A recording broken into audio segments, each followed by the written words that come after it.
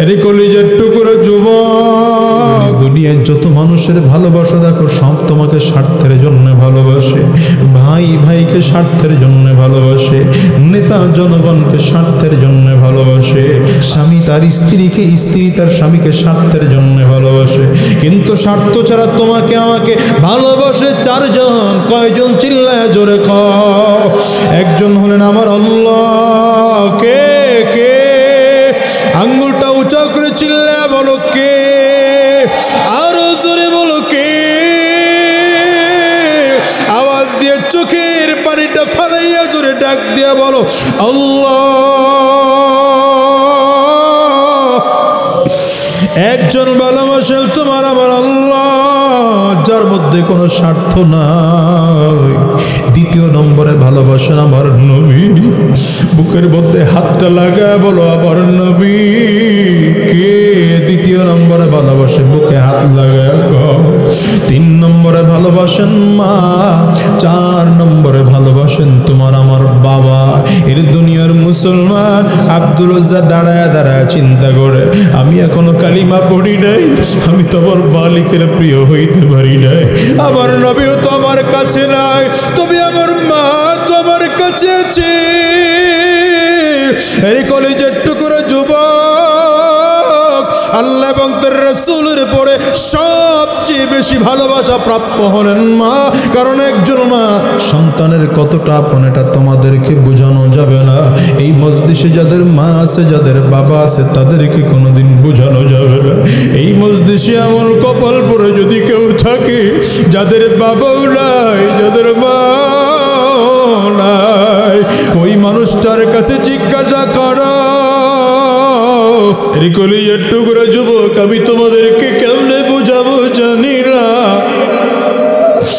আজকের এই মাহফিলটার মোনাজাত করে দিলে বাসায় যাইবা, হয়তো দরজার মধ্যে টোকা দিবা, মা তোমার দরজা খুলবে। আমি এমন এক কপাল পোড়া সন্তান,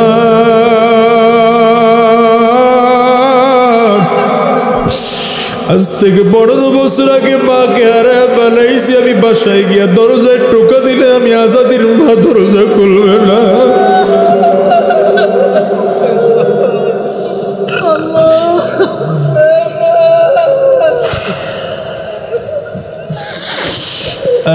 মুসলমান ভাই, আমার মতো কার কার মা না? একটু হাতগুলো উঁচা করে দেখাও। কার কার বাবা নাই? তোমরা হাতগুলো উঁচা করে দেখাও। হাতগুলো নামায়ার না, হাতগুলো তুলে রাখেন। আমার ওই যুবক ভাইগুলো তাকাইয়ে তাকাইয়ে দেখবো,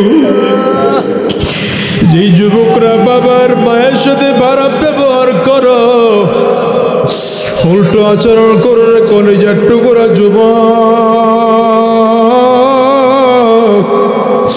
আজকে মানুষগুলোর দিকে তাকাইয়া তাকাইয়া দেখ, এদের চোখ দিয়ে পানিগুলো টপ টপ টপ টপ করে পড়ে। এদের কারো চক্ষু দুইটা লাল হয়ে গেছে, কারো চোখের কোটায় পানি জমে গেছে। ওরে কলিজার টুকরা যুবক, আমি তোমারে কেমনে বোঝাবো জানি না। আজকের এই মজলিসটার মধ্যে তুমি তাকায় দেখো, কত আলেমরা কাঁদে। এদের ঘরে মা নাই, বাবা নাই। আর স্টেজের ওলামায়ে কেরামরাও চোখের পানি ছেড়ে কাঁদে, মাঠের কত মুরব্বীরা চোখের পানি ছেড়ে কাঁদে।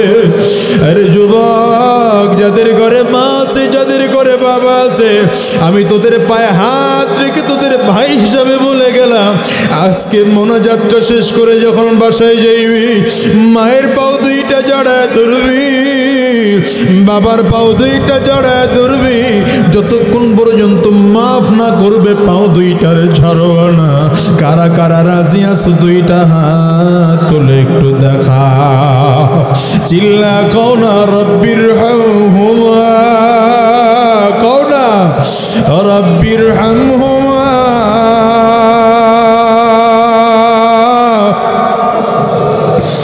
কামা রব্বায়ানি সগীরা।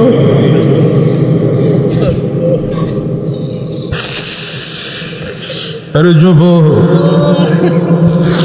মায়ের কাছে মাফ চাইতে কোনো লজ্জা আছে নাকি রে ভাই?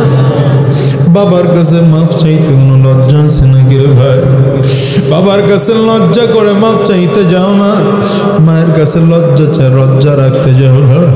যদি নিজের কাছে মাফ চাইতে লজ্জা লাগে, যেদিন তোমার ঘরে তোমার স্ত্রী থাকবে না, যেদিন তোমার ঘরে তোমার কলিজার টুকরা সন্তানটা থাকবে না, তুমি দরজাটা বন্ধ করে দিয়ে মায়ের পাও দুইটা জোরে ধরবে। মা যতক্ষণ পর্যন্ত মাফ না করবে পাও দুইটারে ছাড়বা না। কেন বলি জানো? আমার নবী কয় হুমা জান্নাতুকা ওয়া হুমা নারুক। বাবা মাই তোমার জান্নাত, বাবা মাই তোমার জাহান্নাম। ঠিক কিনা জোরে বলো। বাবা মারে যদি খুশি করতে পারো, আমার মালিক খুশি, মালিক জান্নাত দিবেন তোমারে। আর বাবা মা যদি বেজার হয়, আমার মালিক আল্লাহ বেজার, তোমার কপালে জাহান্নাম ছাড়া কোনো উপায় নাই। আরে কলেজের টুকরা যুবক আব্দুর রাজ্জাক দাঁড়াইয়া চিন্তা করে, আর কারো কাছে যাব না, আমি আমার মায়ের কাছে যাব। দৌড়ে মায়ের দরজার সামনে দাঁড়াইয়া ডাক দিছে, মা গো, বাবার রেখে যাওয়া কত কম্বল কত চাদর না তোমার কাছে আছে, একটা চাদর তবি আমার দাও। আমি মদিনায় যাব বলে আমার চাচা আমার সব রেখে দিছে, চাদরটা আমি পরে মদিনার উদ্দেশ্যে যাব। মা জানালার ফাঁক দিয়ে একটা চাদর ফেঁকে দিয়েছে। আব্দুর রাজ্জাক চাদরটা ছিঁড়ে দুইটা ভাগ কইরা একটা ভাগ পরনের মধ্যে পড়ছে, আর একটা ভাগ শরীরের মধ্যে দিয়া উত্তপ্ত মরুভূমির বালুর মধ্যে হাঁটতে আরম্ভ করেছে। পায়ে জুতা না, ওদিকে সূর্যের তাপের কারণে বালুগুলো এত গরম হয়ে গেছে, পা রাখার সাথে সাথে পায়ের মধ্যে ঠোসা পড়ে যায়। আব্দুর রাজ্জাক তার পুরো পেছন দিকে ফিরে তাকায় না। ওদিকে সূর্যের তাপে মনে হয় যেন মাথার মগজগুলো টকবক করে ফুটে। আব্দুর রাজ্জাক তারপরে পেছন দিকে তাকায় না, আস্তে আস্তে করে মদিনার উদ্দেশ্যে হাঁটতে আরম্ভ করেছে। একদিন দুই দিন নয় রে মুসলমান, টানা 16 দিন 16 রাত হাঁটার পরে মসজিদ নববীতে গিয়ে উপস্থিত হলেন ফজরের সময়। যখন হযরত বিলাল ফজরের আজান দিচ্ছিলেন, হযরত বিলালের কণ্ঠে ফজরের আজান শুনে আব্দুর রাজ্জাক মনটা ভরে যায়। এই মনে হয় আমার নবীর মসজিদে চলে আসছি, একটু পরেই তো আমার নবী ঘর থেকে বের হবেন নামাজ পড়ানোর জন্য। আব্দুল্লাহ নবীজির অপেক্ষায়, আব্দুর রাজ্জাক নবীজির অপেক্ষায়। নবীজি একটু পরেই ঘর থেকে বের হয়েছে। আমার নবীজির সুন্দর চেহারাটা দেখা আব্দুর রাজ্জাক নিজের হাত ধরে রাখতে পারে না। আব্দুর রাজ্জাক একটা দৌড় দিয়েছে, নবীজির কদমের মধ্যে জড়িয়ে ধরেছে, আর চোখের পানি চাইরা চিল্লা কান্না করে আর ডাক দেয়, নবী আমার তো বাবা না,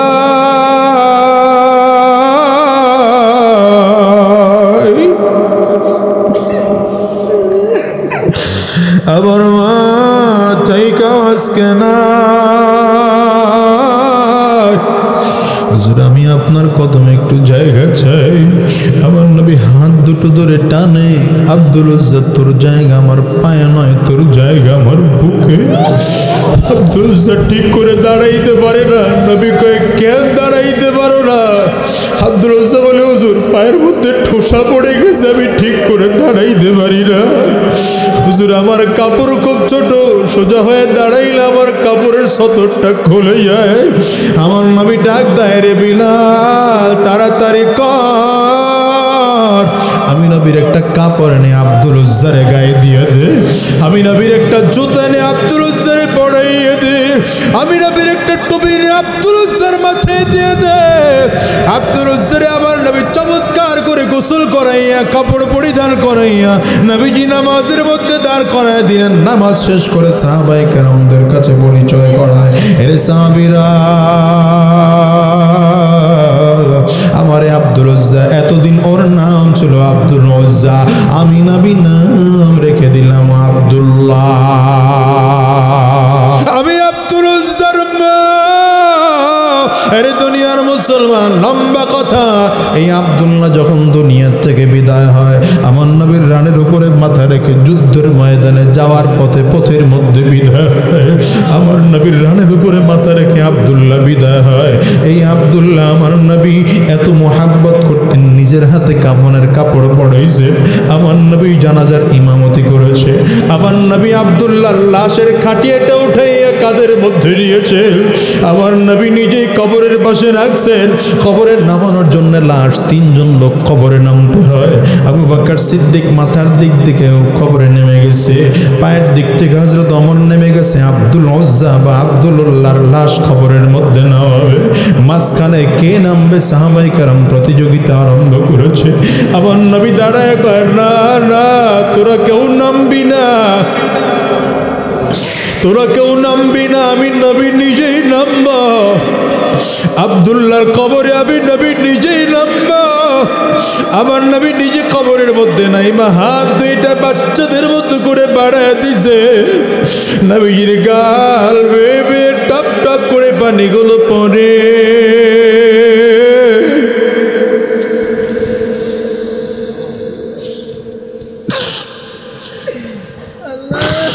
আমার নবী নিজে কবরের মধ্যে নাই, মা হাত দুইটা বাড়ায় দেয়া ঢাক দেয়, দে আমার আব্দুল্লাহ লাশ আমার হাতের মধ্যে দে।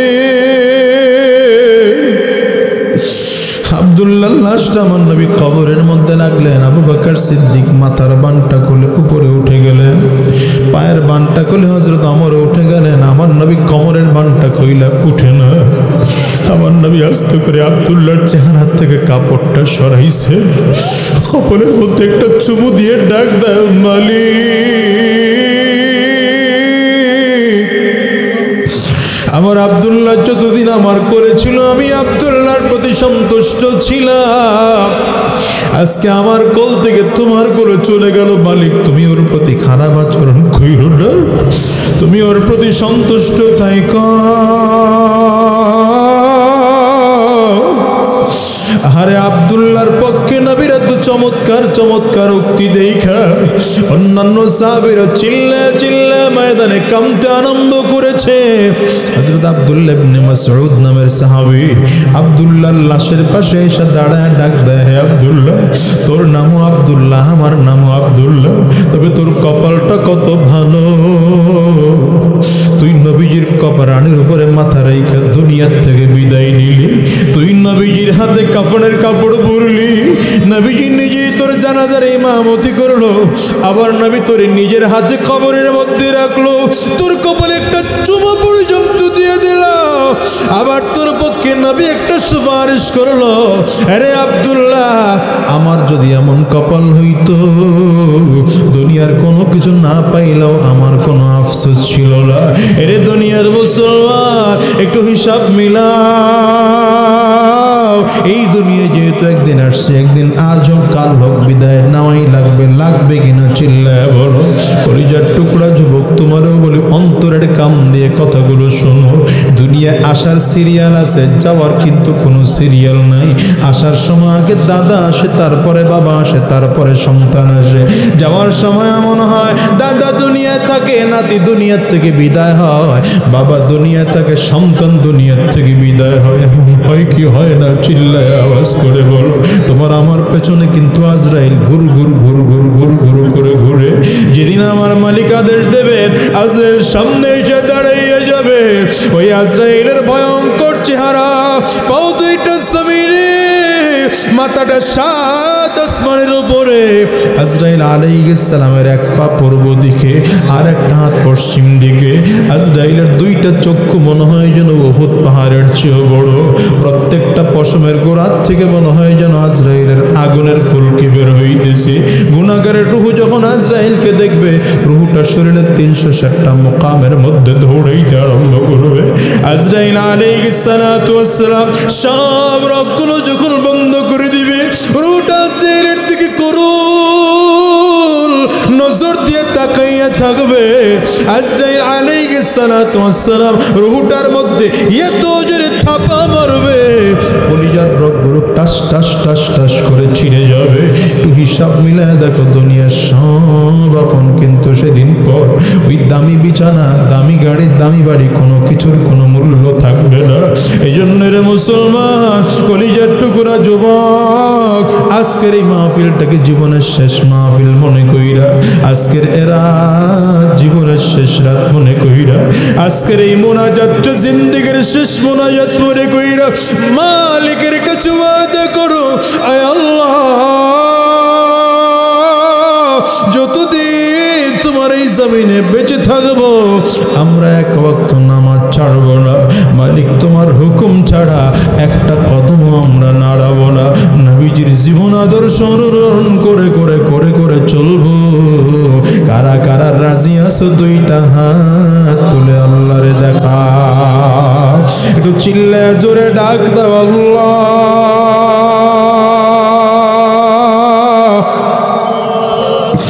চোখে যদি পানি না আসে, কান্নার ভান ধরে ডাক দাও আল্লাহ। এরে কলিজার টুকরা যুবক, অনেকের বাবা নাই, মা নাই, আব্বা আম্মার কথা স্মরণ করে কান্দ, নিজের গুনাহের কথা স্মরণ করে কান্দ। আর অনেকের জোরের ভাই নাই, বোন নাই, স্মরণ করে কান্দ, কবরের আযাবের কথা স্মরণ করে কান্দ। কান্না না আসলে ডানে আর বামে তাকা, কার চোখে পানি ওই মানুষটার দিকে তাকাইয়া চোখের পানি ছেড়ে কান্দ। কারণ দুনিয়ার ঘরে আগুন লাগলে যেমন পানি ছাড়া নিভানো যায় না, ওই কবরেও যে জাহান্নামের আগুন, ওটাও কিন্তু চোখের পানি ছাড়া নিভানো যাবে না। মালিকের কাছে চোখের পানি চাইরা চিৎকার করে ডাক দাও আল্লাহ। মেরা নবী, মেরা নবী, মেরা নবী হ্যাঁ, वो मेरा नबी, मेरा नबी, मेरा नबी है, वो मेरा नबी, कौन ना, वो मेरा नबी, मेरा नबी, मेरा नबी है, वो मेरा नबी, मेरा नबी, कष्ट है। वो जिसके लिए महफिल कौनैन सजी है, फिरदौस से बड़ी जिसके वसीले से बनी है, वो जिसके लिए महफिल कौनैन सजी है, फिरदौस से बड़ी जिसके वसीले से बनी है, वो हाशिम मक्की,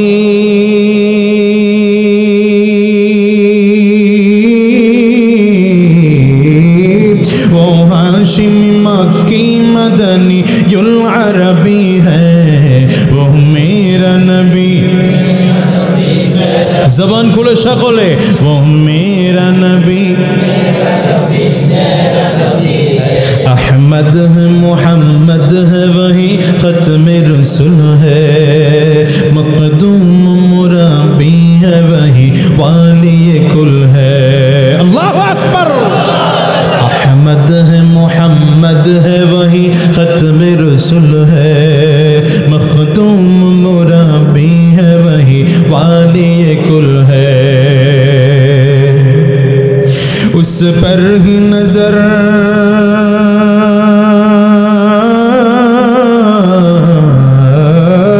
उस पर ही नजर सारे ज़माने की लगी है, वो मेरा नबी, मेरा नबी,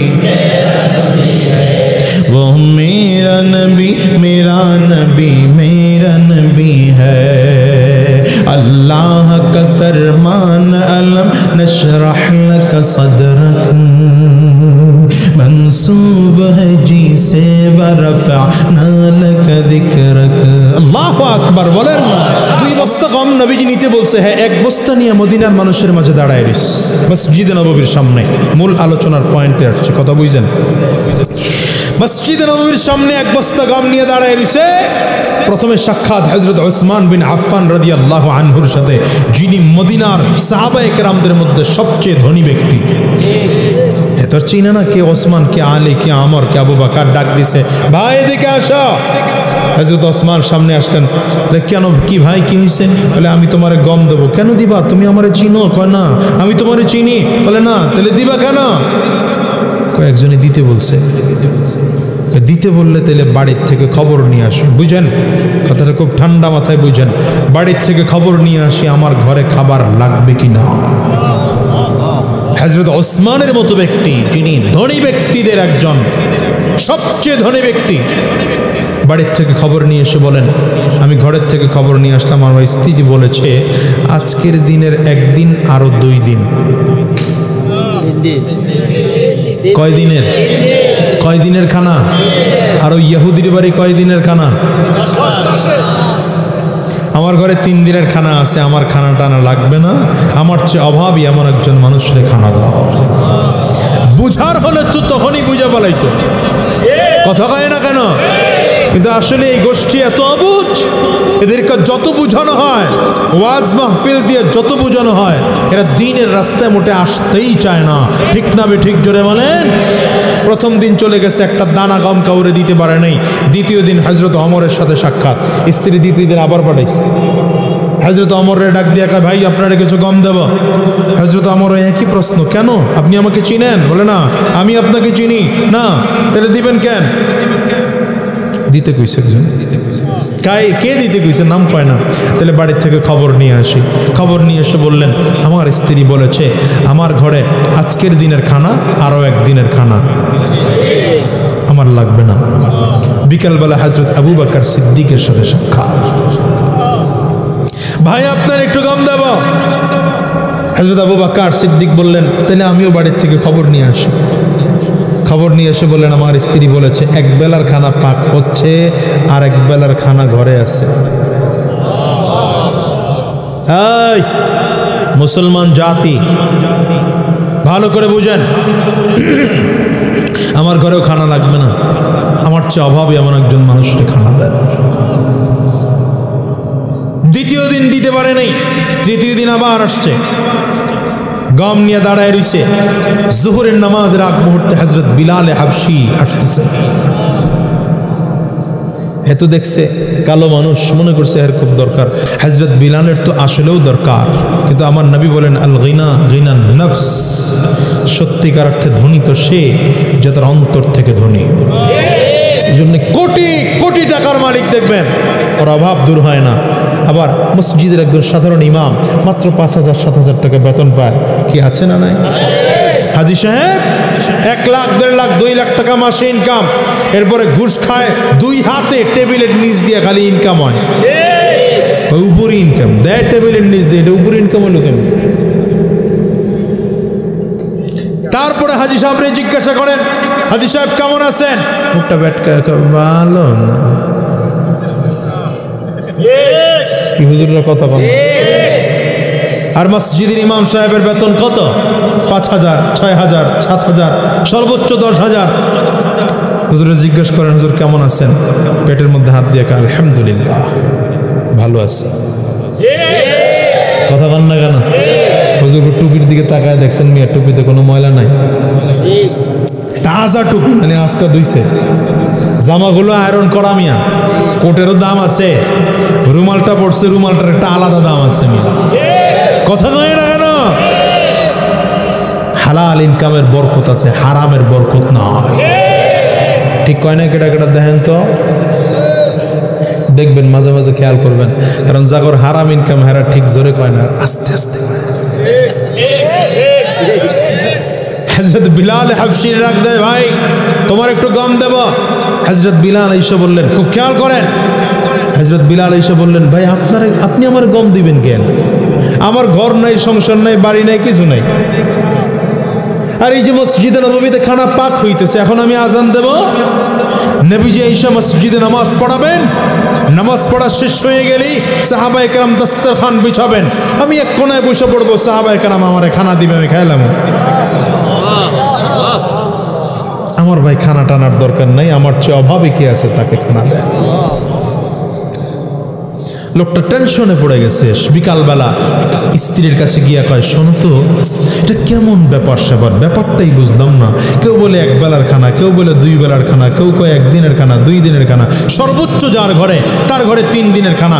কেউ তো খানা নিতে চায় না। আজকে 3টা দিন ধরে মদিনার মানুষের মাঝে খানা বিলাইতে চাই, খানাই তো নিতে চায় না, ব্যাপারটা কি? স্ত্রী কয়, বুঝো নাই? কয় না, বুঝি নেই। তাহলে ঘুমাও, সকালবেলায় বুঝবা। لقد كان لكم في رسول الله أسوة حسنة لقد كان لكم في رسول الله أسوة حسنة ওদিকে আমার মালিক ডেকে বলেন, ইন্নাকা লাআলা খুলুকিন আযীম।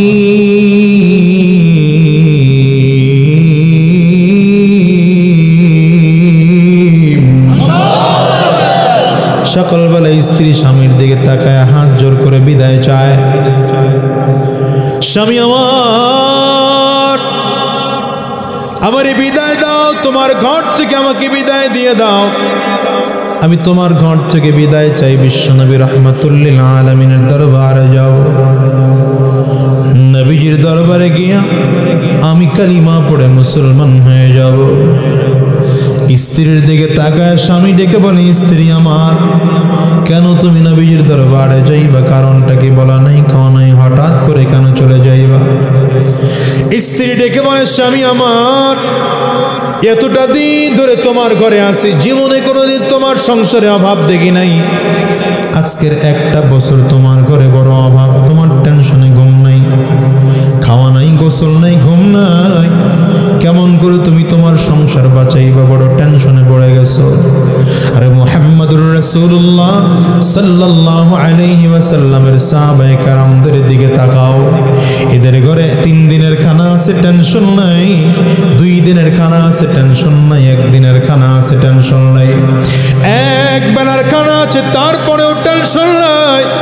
বুঝা গেল তোমার ধর্মে খানা টেনশন করা লাগে, মুহাম্মদুর রাসূলুল্লাহর ধর্মে খানা টেনশন করা লাগে না।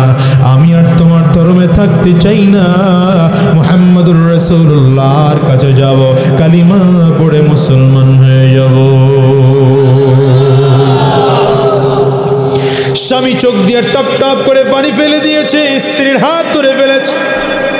প্রাণে স্ত্রী আমার, তুমি একা যাবে না, একা যাবে না, ব্যাপারটা এমন করে ভাবি নাই। যদি ব্যাপারটা এমনই হয়, তুমি একা যাবে না, আমিও তোমার সাথে যাব। বিশ্বনবীর দরবারে কালিমা পড়ে স্বামী আর স্ত্রী 2 জন কালিমা পড়ে মুসলমান হয়ে যাব।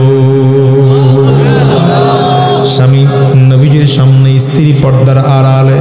স্বামী আস্তে করে ডাক দেয়, ও বিশ্বনবী রাহমাতুল্লিল আলামিনের দিকে তাকায় ডাক দেয়, পয়গম্বর আমারে কালিমা পড়ায় মুসলমান বানাইয়া দেন। বিশ্বনবী রাহমাতুল্লিল আলামিন ডেকে বলে, ভাই রে, তুমি না 3 দিন 4 দিন আগে এসেছিলা, তোমার সংসারে বড় অভাব ছিল, তোমার সংসারে না বড় ভেজাল ছিল।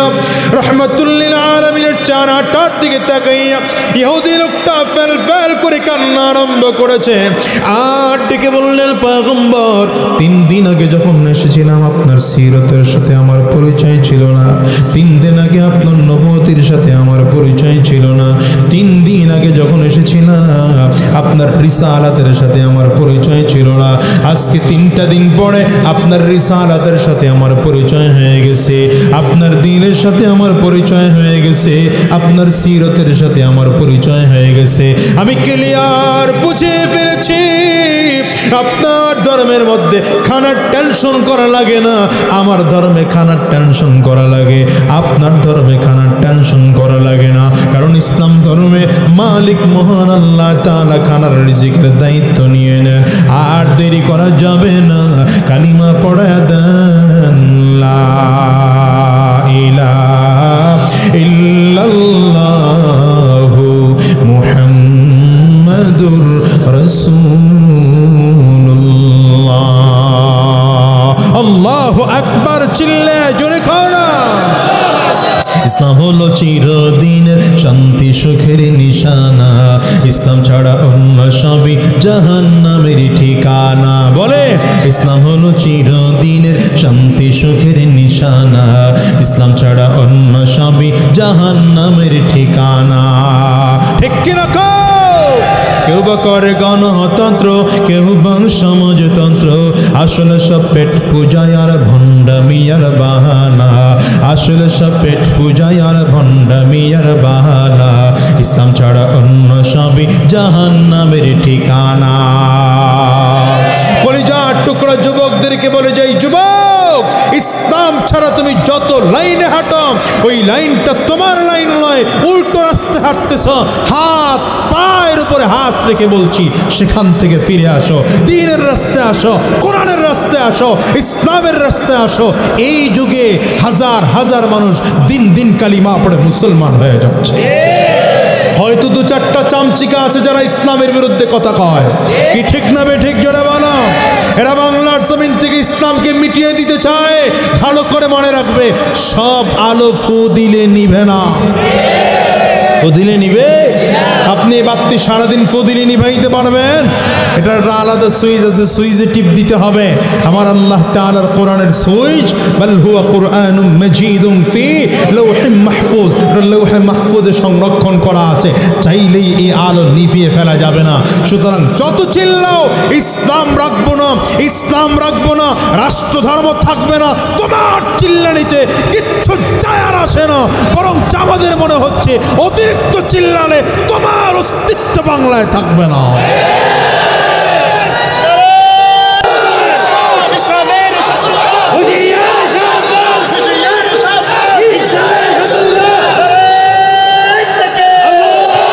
শোনেন, ভুল বুঝবেন না, আমরা কোনোদিন বিরুদ্ধে বলি না, কারো বিরুদ্ধে বলা আমাদের অভ্যাস নয়। কিন্তু মনে রাখতে হবে, আমরা সব সময়ের জন্য বলি, বাংলার জমিন, এ বাংলার জমিনে প্রত্যেকের নাগরিক অধিকার আছে তাদের নাগরিকত্ব নিয়ে বেঁচে থাকার। ঠিক কিনা বলুন? আমার দেশে হিন্দু ভাইরা বসবাস করবে, আমরা বাধা দেব না। বৌদ্ধ ভাইরা বসবাস করবে, বাধা দেব না। খ্রিস্টানরা বসবাস করবে, বাধা দেব না। কিন্তু মনে রাখতে হবে, এই বাংলার জমিন সংখ্যাগরিষ্ঠ মুসলমানদের জমিন। মুসলমানদের জমিনে মুসলমানদের আধিপত্য থাকবে। এখানে মসজিদ ছিল, আছে, থাকবে। মাদ্রাসা ছিল, আছে, থাকবে। দাড়িওয়ালা, টুপিওয়ালা, জব্বাওয়ালা, কোরআনওয়ালা ছিল, আছে, থাকবে। উল্টো যে বলবে ওর যে টেনে ছিঁড়ে ফেলা হবে।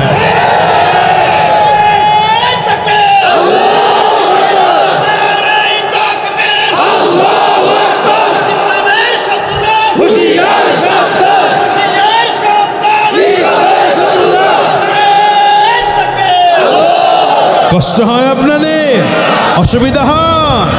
লাকাদ কানা লাকুম ফি রাসূলিল্লাহি উসওয়াতুন হাসানাহ, লাকাদ কানা লাকুম ফি রাসূলিল্লাহি উসওয়াতুন হাসানাহ। নবীজির আদর্শ এমন এক চমৎকার আদর্শ দুনিয়ার মুসলমান। এই জন্য আমার মালিক বারবার করে ডেকে বলেন, তোমাদের জন্য রয়েছে নবীজির মধ্যে গ্রহণ করার মতো উত্তম আদর্শ। নবীজির আদর্শ তো চমৎকার আদর্শ যে কাফির মুশরিকরা আমার নবীজির আদর্শ দেখে কালিমা পড়ে মুসলমান হয়ে যায়। ওই যে ইহুদি আমার মুসলমান ভাইরা, নবীজির একজন সাহাবী, যিনি কাফির থাকা অবস্থায় নাম ছিল আব্দুল উজ্জা। ছোটবেলায় বাবা দুনিয়ার থেকে বিদায় হয়ে চলে গেছে। সংসারে কেউ নাই, সংসারে একমাত্র মা আছে, আর কেউ বলতে দুনিয়ায় নাই। এবার সংসারে বাজার লাগবে, চাচাই করে দেয়। কাপড় চোপড় লাগবে, চাচাই কিনে দেয়। সংসারের যা যা প্রয়োজন আছে চাচাই নিজ দায়িত্ব এগুলো আদায় করে দেয়। আব্দুল উজ্জা কেমনে কেমনে জানো বিশ্বনবী রাহমাতুল্লিল আলামিনের সন্ধান পেয়ে গেছে। নবীজির সন্ধান পেয়ে আব্দুল উজ্জার ঘরে বসে থাকে না, বারবার করে ঘুম থেকে ওইটা দৌড়ায় নবীজির দরবারে চলে যায়। আমার নবীজির সুন্দর চেহারাটা দেখলে আব্দুল উজ্জার মনটা বটে ভালো লাগে। আমার নবীজির চেহারার দিকে আব্দুল উজ্জা গভীর নজর দিয়ে তাকায় থাকে। হঠাৎ করে একদিন লজ্জা শরম ভেঙে দিয়া নবীজির দিকে তাকাইয়া ডাকে, পয়গম্বর, আপনার নামটা যেমন সুন্দর, আপনার চরিত্রটাও তেমন সুন্দর, আমার কি আপনার মতো একটা সুন্দর নাম রেখে দেওয়া যায় না? মুসলমান কোন নবীর উম্মত হয়েছ? কোনদিন কি টের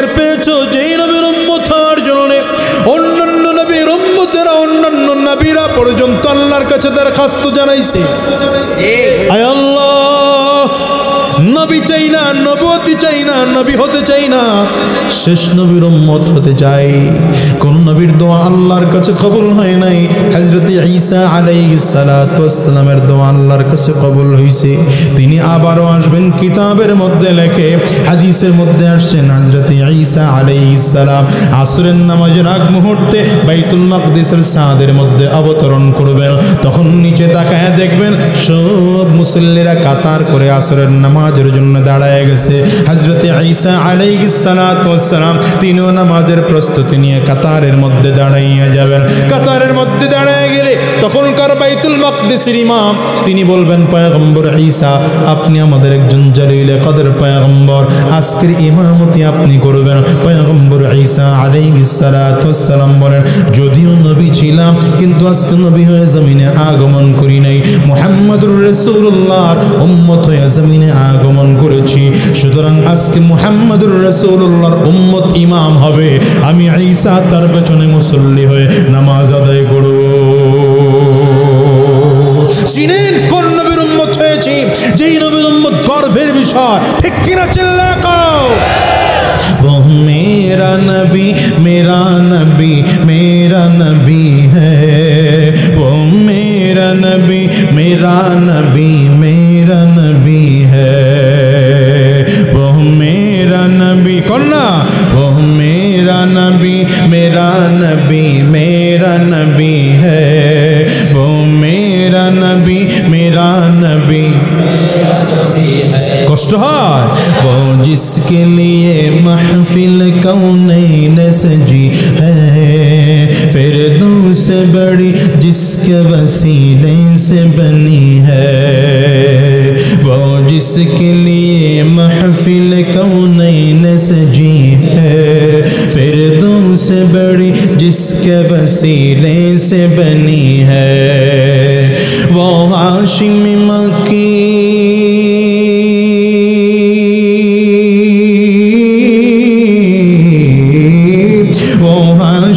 मक्की मदनी युल अरबी है, वो मेरा नबी, जबान खुले शकले, वो मेरा नबी,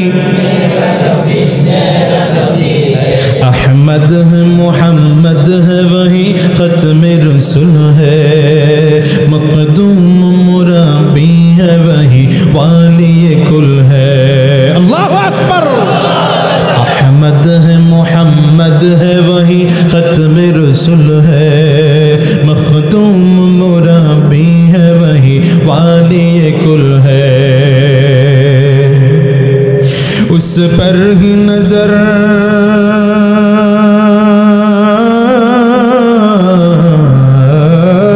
उस पर ही नजर सारे ज़माने की लगी है, वो मेरा नबी मेरा नबी, वो मेरा नबी मेरा नबी मेरा नबी है। अल्लाह का फरमान अलम नशरह लक सदरक, मंसूब है जी से वरफ़अना लक ज़िक्रक। আল্লাহু আকবার বলেন না। আমার নবীজির প্রশংসা আমার মালিক কত চমৎকার করে করে করেছেন। ওয়ারাফা'না লাকা যিকরাক ফাইন্না মা'আল উসরি ইউসরা, ইন্না মা'আল উসরি ইউসরা।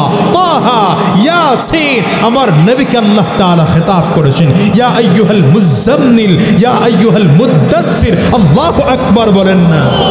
আমার নবীকে আল্লাহ খেতাব করেছেন, আলম ইয়াজিদকা ইয়াতীমান ফাআওয়া ওয়া ওয়াজাদাকা দাল্লান ফাহাদা ওয়া ওয়াজাদাকা আইলান ফাআগনা। আল্লাহু আকবার কোন। अल्लाह का फरमान अलम नशरह लक सदरक, मंसूब है जी से वरफ़अना लक ज़िक्रक। जिस ज़ात का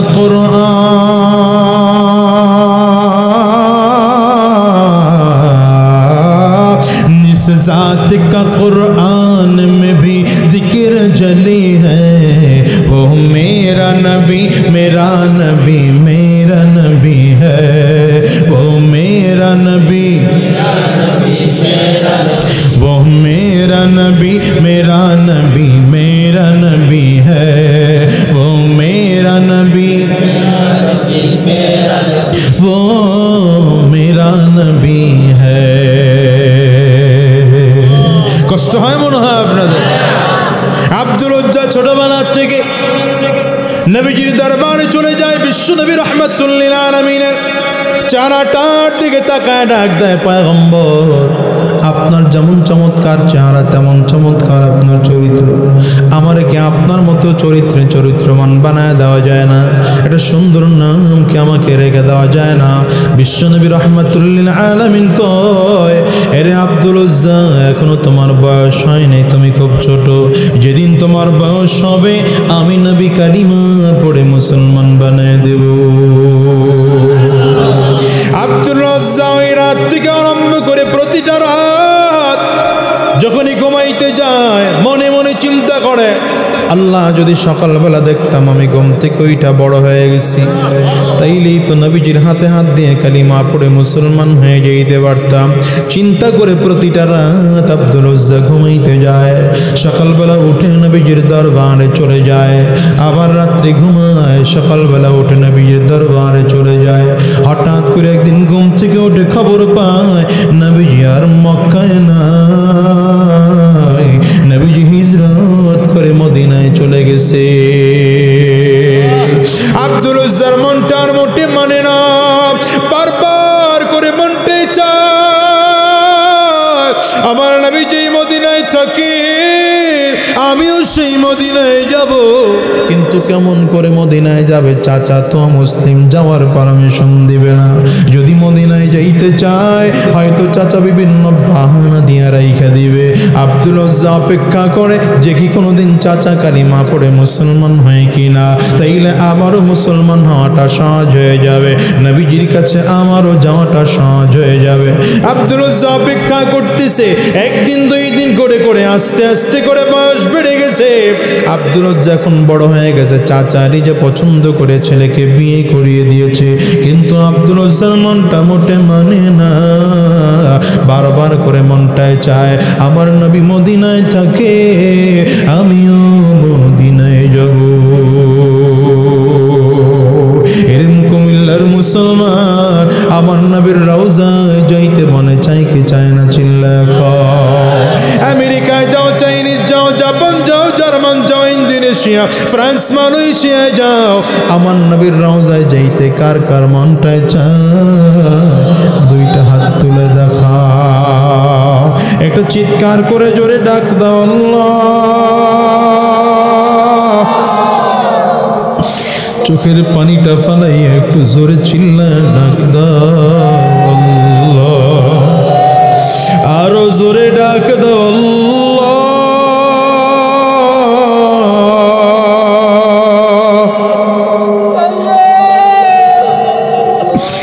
ও দয়ার মালিক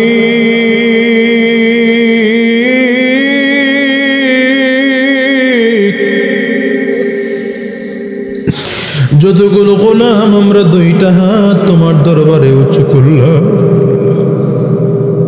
তোমার বান্দাগুলো চোখের পানিগুলো ফেলা কান্দে আয় আল্লাহ জীবনে একটা বার হলেও নবীর রওজা না দেখাইয়া কাবা তাওয়াফ না করাইয়া আমাদেরকে দুনিয়ার জমিন থেকে নিও না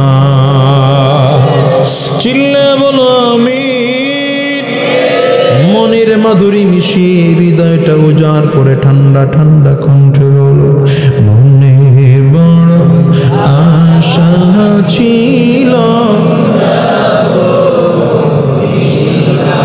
বলো না আবেগ নিয়ে বলো না দিলটা উজাড় করে বলো মালিক চাইলে কবুল করে নিতেও পারেন কও না মনে বড় আশা ছিল যাব মদিনায় জোরে মনে বড় আশা ছিল যাব সালাম আমি করব গিয়ে কও সালাম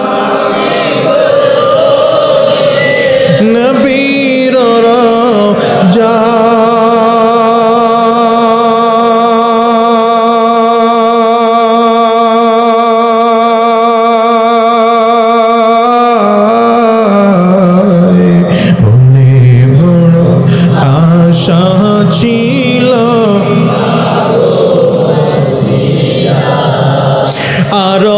সাগর পারি দেব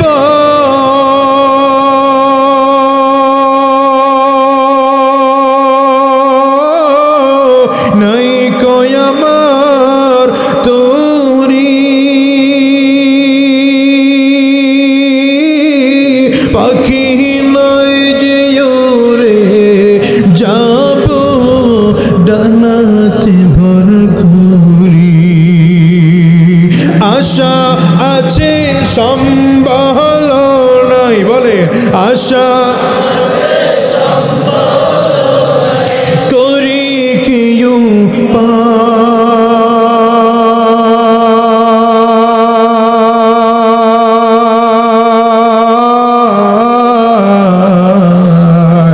মনে বড় আশা ছিল যাব মদিনায় বলেন বলেন মনে বড়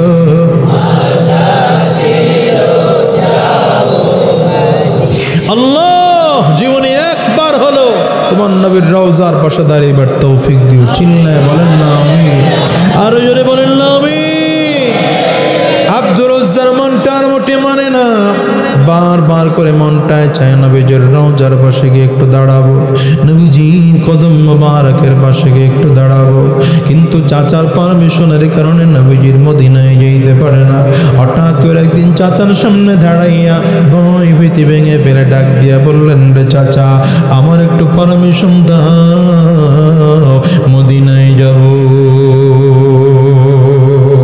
আব্দুর রজ্জাক চাচাই ডেকে বলে ভাতিজারে কেন তুই মদিনায় যাবি বলে আমার নবী আর মদিনায় থাকে না তাইলে মদিনায় যদি তোর যাইতে হয় একটা কাজ কর তোর বাবার রেখে যাওয়া তো সম্পদ আছে সব আমার নামে লিখে দিয়ে যাওয়া লাগবে আব্দুর রজ্জাক ডেকে ডেকে বললেন চাচা গো তুমি জানো না আমার সম্পদ যদি রাখতে চাও রেখে দিতে পারো কোনো বাধা নাই কারণ আমার এই দিলের মধ্যে সম্পদের মায়া বেশি না আমার আল্লাহর মায়া বেশি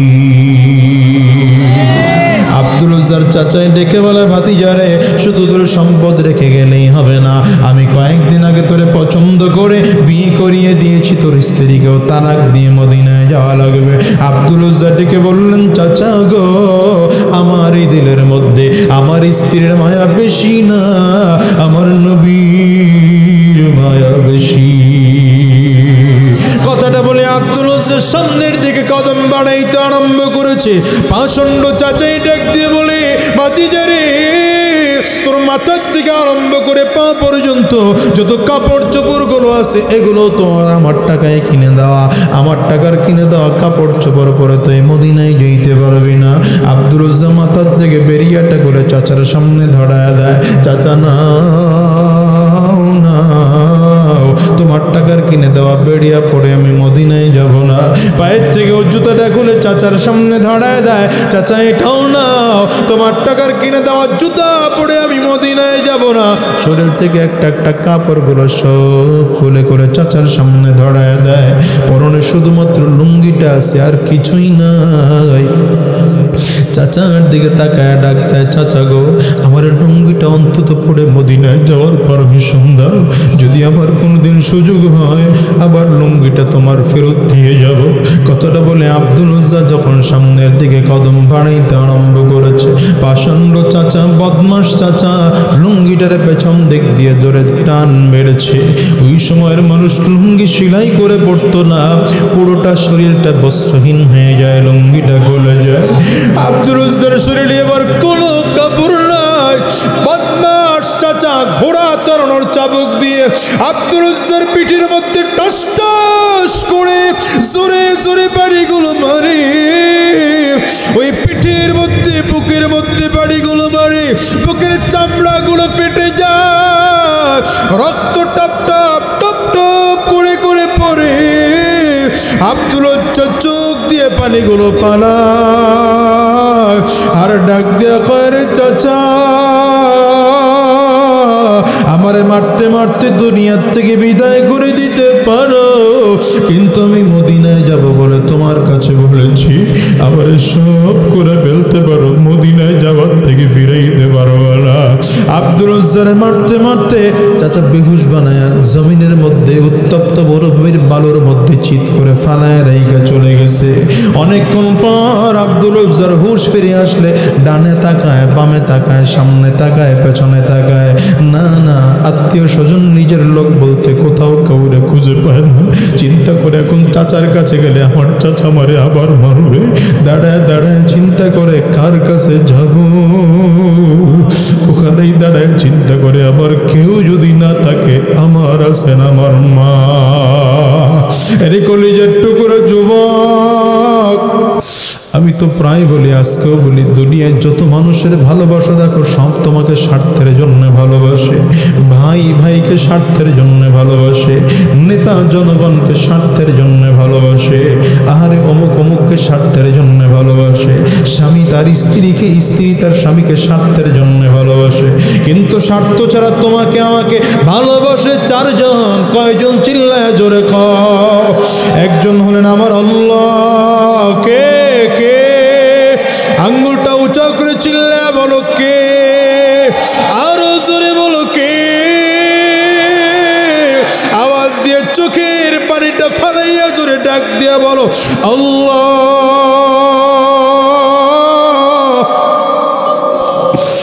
একজন ভালোবাসেন তোমার আমার আল্লাহ, যার মধ্যে কোনো স্বার্থ নাই।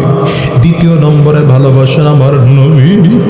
বুকের মধ্যে হাতটা লাগায় বলো আমার নবী কে। দ্বিতীয় নম্বরে ভালোবাসে, বুকে হাত লাগায়। তিন নম্বরে ভালোবাসেন মা। চার নম্বরে ভালোবাসেন তোমার আমার বাবা। এর দুনিয়ার মুসলমান আব্দুল উজ্জা দাঁড়ায় দাঁড়ায় চিন্তা করে, আমি এখনো কালিমা পড়ি নাই, আমি তো আমার মালিকের প্রিয় হইতে পারি নাই, আমার নবীও তো আমার কাছে নাই, তবে আমার মা তো আমার কাছে আছে। এই কলেজের টুকরো যুবক, আল্লাহ এবং তার রাসূলের পরে সবচেয়ে বেশি ভালোবাসা প্রাপ্য হলেন মা। কারণ একজন মা সন্তানের কতটা আপন এটা তোমাদেরকে বোঝানো যাবে না। এই মজলিসে যাদের মা আছে, যাদের বাবা আছে, তাদেরকে কোনোদিন বোঝানো যাবে না। এই মজলিসে এমন কপাল পরে যদি কেউ থাকে যাদের বাবাও নাই, যাদের মা নাই, ওই মানুষটার কাছে জিজ্ঞাসা করো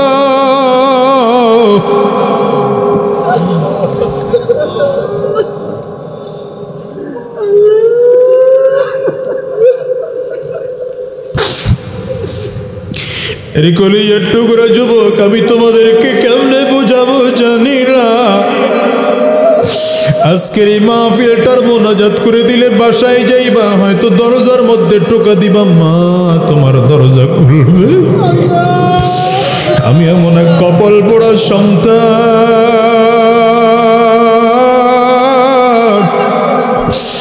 আজ থেকে 12 বছর আগে মাকে হারায় ফেলাইছি। আমি বাসায় গিয়া দরজায় টোকা দিলে আমি আজাদির মা দরজা খুলবে না।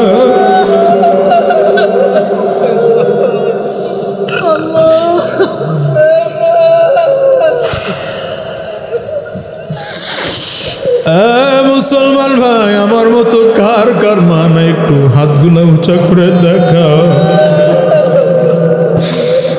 কার কার বাবা নাই? তোমরা হাতগুলো উঁচা করে দেখাও।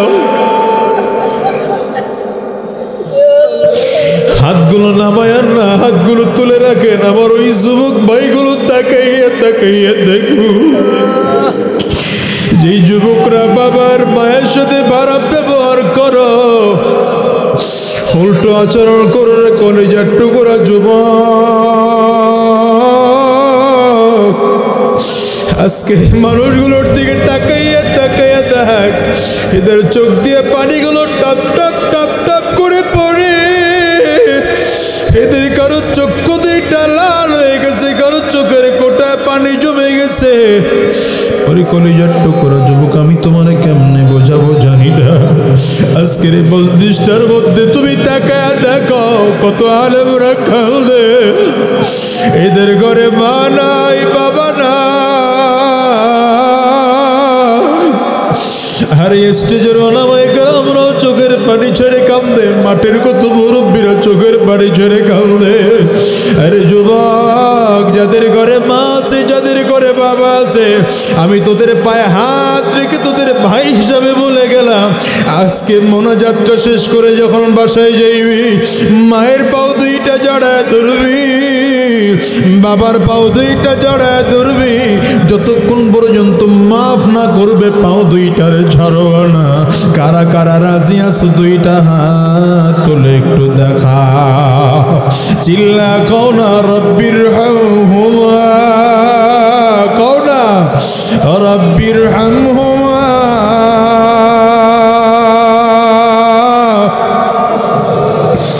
কামা রব্বায়ানি সগীরা।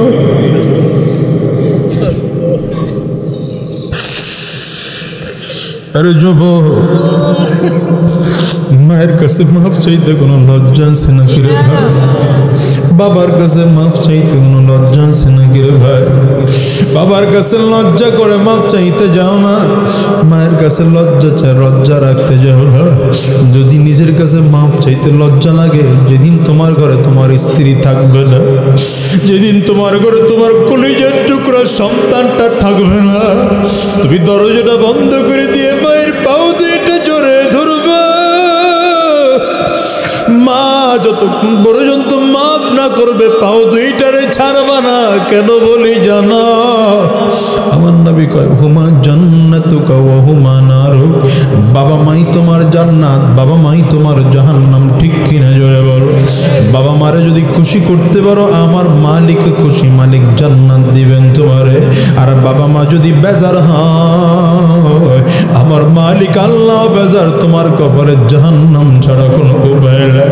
আরে কলেজের টুকরা যুবক আব্দুর রাজ্জাক দাঁড়াইয়া দাঁড়াইয়া চিন্তা করে, আর কারো কাছে যাব না, আমি আমার মায়ের কাছে যাব। দৌড়ে মায়ের দরজার সামনে দাঁড়াইয়া ডাক দিছে, মা গো, বাবার রেখে যাওয়া কত কম্বল কত চাদর না তোমার কাছে আছে, একটা চাদর তবি আমার দাও। আমি মদিনায় যাব বলে আমার চাচা আমার সব রেখে দিছে, চাদরটা আমি পরে মদিনার উদ্দেশ্যে যাব। মা জানালার ফাঁক দিয়ে একটা চাদর ফেঁকে দিয়েছে। আব্দুর রাজ্জাক চাদরটা ছিঁড়ে দুইটা ভাগ কইরা, একটা ভাগ পরনের মধ্যে পড়ছেন, আর একটা ভাগ শরীরের মধ্যে দিয়া উত্তপ্ত মরুভূমির বালুর মধ্যে হাঁটতে আরম্ভ করেছে। পায়ে জুতা না, ওদিকে সূর্যের তাপের কারণে বালুগুলো এত গরম হয়ে গেছে, পা রাখার সাথে সাথে পায়ের মধ্যে ঠোসা পড়ে যায়। আব্দুর রাজ্জাক তার পুরো পেছন দিকে ফিরে তাকায় না। ওদিকে সূর্যের তাপে মনে হয় যেন মাথার মগজগুলো টকবক করে ফুটে। আব্দুর রাজ্জাক তারপরে পেছন দিকে তাকায় না, আস্তে আস্তে করে মদিনার উদ্দেশ্যে হাঁটতে আরম্ভ করেছে। একদিন দুই দিন নয় রে মুসলমান, টানা 16 দিন 16 রাত হাঁটার পরে মসজিদ নববীতে গিয়ে উপস্থিত হলেন ফজরের সময়। যখন হযরত বিলাল ফজরের আজান দিচ্ছিলেন, হযরত বিলালের কণ্ঠে ফজরের আজান শুনে আব্দুর রাজ্জাক মনটা ভরে যায়। এই মনে হয় আমার নবীর মসজিদে চলে আসছি, একটু পরেই তো আমার নবী ঘর থেকে বের হবেন নামাজ পড়ানোর জন্য। আব্দুল্লাহ নবীজির অপেক্ষায়, আব্দুর রাজ্জাক নবীজির অপেক্ষায়। নবীজি একটু পরেই ঘর থেকে বের হয়েছে। আমার নবীজির সুন্দর চেহারাটা দেখা আব্দুর রাজ্জাক নিজের হাত ধরে রাখতে পারে না। আব্দুর রাজ্জাক একটা দৌড় দিয়েছে, নবীজির কদমের মধ্যে জড়িয়ে ধরেছে, আর চোখের পানি চাইরা চিল্লা কান্না করে আর ডাক দেয়, নবী আমার তো বাবা না,